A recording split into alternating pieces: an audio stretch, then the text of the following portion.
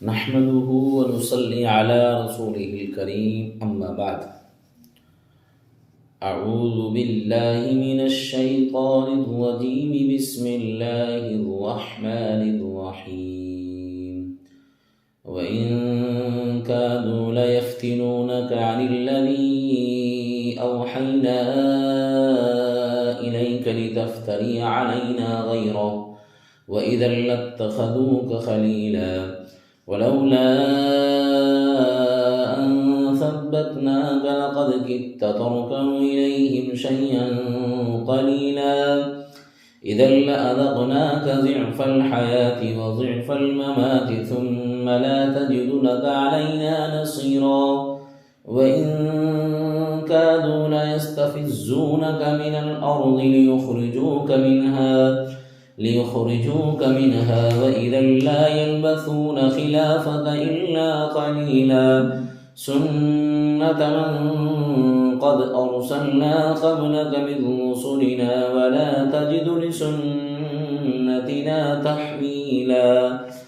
صدق الله العظيم.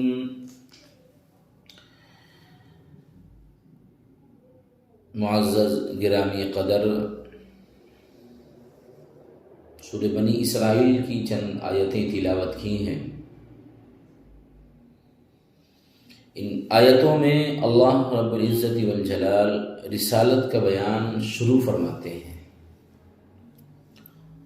اور تین باتیں بیان کی جاتی ہیں ان آیتوں کے ذیل میں۔ ان آیات سے جو اشارہ ملتا ہے وہ ان باتوں کی جانب ملتا ہے۔ پہلی بات کہ کفار پلان بنا رہے ہیں کہ آپ صلی اللہ علیہ وسلم کو اللہ کی وحی سے ہٹا دیں۔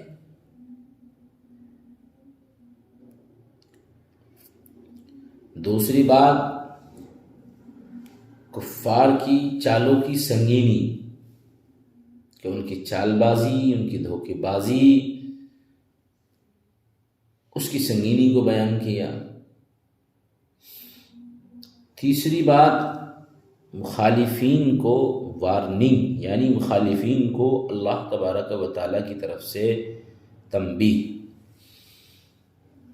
پہلی بات کہ کفار پلان بناتے ہیں نبی پاک صلی اللہ علیہ وسلم کے تعلق سے کہ اللہ کے نبی کو اللہ کی وحی سے ہٹا دیں۔ اس کو پہلی آیت میں ذکر کیا وَإِن كَادُوا لَيَفْتِنُونَكَ عَنِ الَّذِي أَوْحَيْنَا إِلَيْكَ لِتَفْتَرِيَ عَلَيْنَا غَيْرَهُ، اور یہ کافر آپ کو اس چیز سے بچلانے ہی لگے تھے جو ہم نے آپ پر وحی کے ذریعے سے بھیجی ہے، تاکہ آپ اس کے علاوہ، اس کے سوا اللہ کی طرف غلط بات کی نسبت کریں۔ علینا غیرہ، ہماری طرف غلط بات کی نسبت کریں۔ وَإِذًا لَاتَّخَذُوكَ خَلِيلًا، اور ایسی حالت میں آپ کو یہ اپنا پکا دوست بنا لیتے۔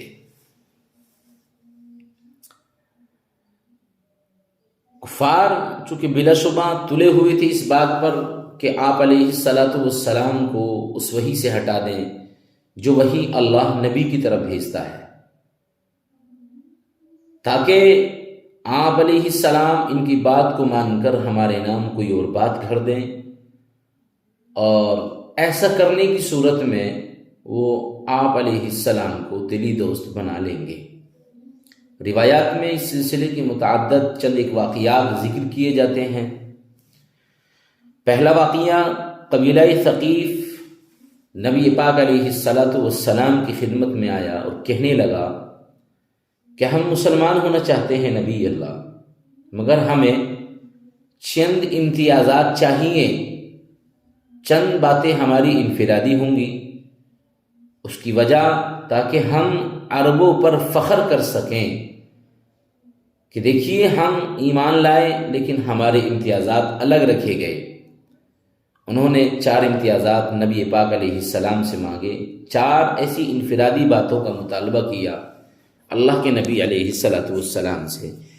کہ جن کے ذریعے سے قبیلہ ثقیف کی عزت پر آنچ نہ آئے۔ کہنے لگے نبی اللہ پہلی بات مسلمان ہو کر ہم نماز نہیں پڑھیں گے، پہلی بات ہم مسلمان ہو کر نماز نہیں پڑھیں گے، دوسری بات ہمارے وجہ نامی میدان کو حرم مکہ کی طرح محترم اور مکرم قرار دیا جائے، تیسرا ہمارا جو دوسروں پر نکلتا ہے وہ باقی رکھا جائے، اور چوتھی شرط انہوں نے یہ ذکر کری، تیسری شرط میں ایک شق اور تھی کہ جو دوسروں پر ہمارا نکلتا وہ باقی، اور جو دوسروں کا ہم پر ہے اس کو ختم کر دیا جائے۔ چوتھی بات کہنے لگے اور ہم اپنے سب بتوں کو خود توڑیں گے، مگر نبی اللہ لات نامی بت کو 1 سال تک باقی رہنے دیا جائے، اس کو نہیں چھیڑیں گے۔ اور انہوں نے یہ بھی کہا کہ اگر عرب ہمارے امتیازات پر حرف گیری کریں گے، انگلی اٹھائیں گے، تو آپ ان سے کہہ دیں کہ مجھے میرے رب نے، اللہ نے ایسا ہی حکم دیا ہے۔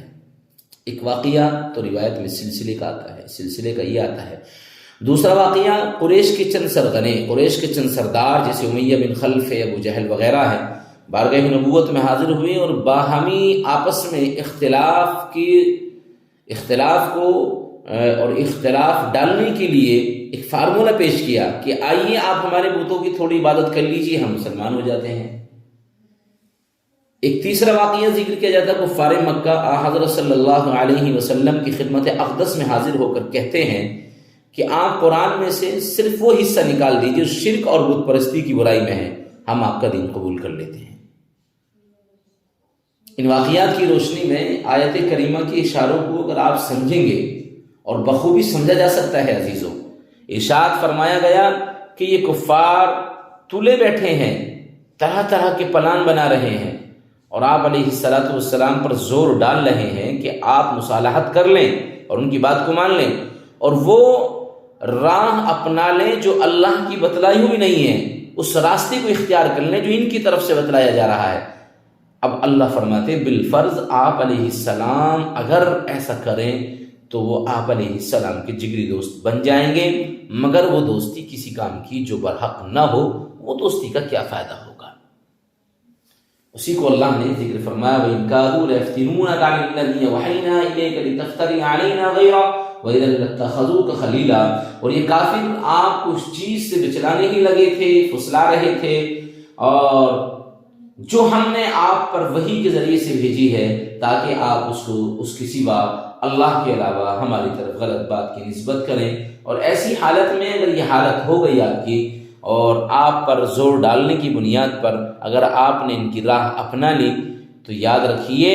یہ آپ کے جگری دوست بن جائیں گے، مگر اللہ فرماتے ہیں ایسی دوستی کا کوئی فائدہ نہیں جو کسی کام کی نہ ہو اور جو حق پر نہ ہو۔ اللہ تعالی ہمیں عمل کی توفیق عطا فرمائے۔